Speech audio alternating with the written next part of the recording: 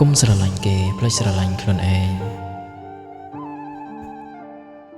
កូនអើយស្នេហាធ្វើឲ្យកូនរីករាយ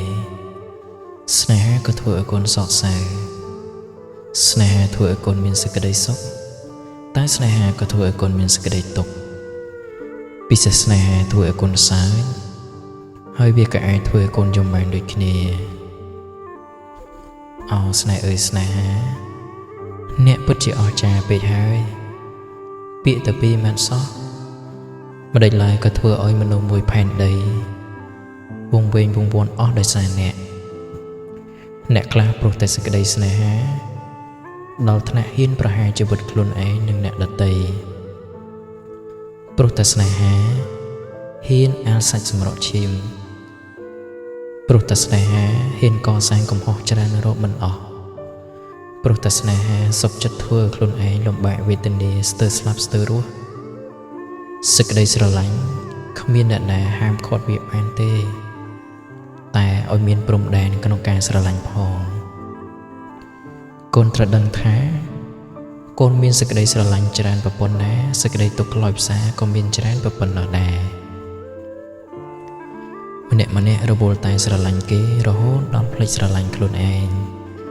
រវល់តែថែរក្សាគេភ្លេចថែរក្សាខ្លួនឯងរវល់តែហួងហែងគេភ្លេចហួងហែងខ្លួនឯង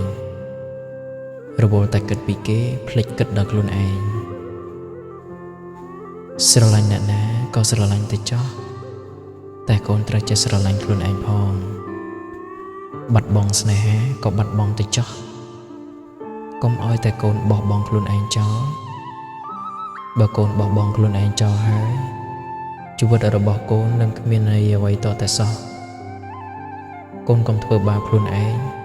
ព្រោះតែស្នេហាកុំបោះបង់គ្រួសារដោយសារអ្នកដទៃកូនត្រូវចេះឲ្យតម្លៃខ្លួនឯងនិងចេះស្រឡាញ់ខ្លួនឯងផងកុំស្រឡាញ់គេរហូតដល់ថ្នាក់ឈប់ស្រឡាញ់ខ្លួនឯងអីណាកូនកូនសាក់ស្ដាប់កំណាព្យខាងក្រោមនេះទៅមើលថាកូននឹងដឹងថាស្នេហាវាមានឥទ្ធិពលយ៉ាងណាចំពោះមនុស្សលោកស្នេហាស្នេហ៍កើតក្នុងលោក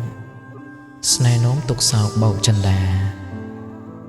ស្នេហ៍រួមរិទ្ធដិតអរាស្នេហ៍នោមសោកាមិនចេះចប់ស្នេហ៍អូនស្នេហ៍បងចង់ជាប់ស្អិតស្នេហ៍នោមកិញគិតចិត្តមិនស្ងប់ស្នេហ៍ប្រែស្រឡាញ់ខ្នាញ់ឲ្យស្អប់ស្នេហ៍ទាំងថ្ងៃយប់ចិត្តជាប់នៅស្នេហ៍ខកបំណងមួមងចិត្តស្នេហ៍នោមជីវិតគិតសោកសៅស្នេហ៍សិតដិតដាមស្នាមក្រឡៅស្នេហ៍ជាដំបៅដៅដួងចិត្ត